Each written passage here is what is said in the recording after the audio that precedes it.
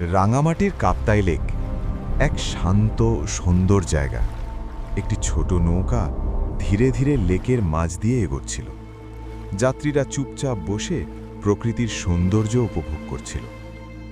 হঠাৎ এক যাত্রী চোখ বড় করে বলল, আমি আগেও এখানে ডুবে মেরেছিলাম। নৌকায় মুহূর্তেই নেমে এলো নিস্তব্ধতা। তার চোখে ছিল একটা অদ্ভুত শূন্যতা।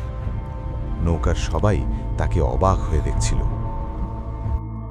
পরের মুহূর্তেই লোকটা নৌকায় নেই। কোনো শব্দ না, কোনো ছিটে না, শুধু শান্ত জল। চারদিকে খোঁজ করা হলো, কিন্তু কাপ্তাই লেক শুধু নীরবই রইল, যেন সে মানুষটা কখনো ছিলই না। কেউ কেউ বলে সে আগেও এখানে ডুবে মরেছিল, আর আজ সে শুধু নিজের গল্পটা বলতে ফিরে এসেছিল।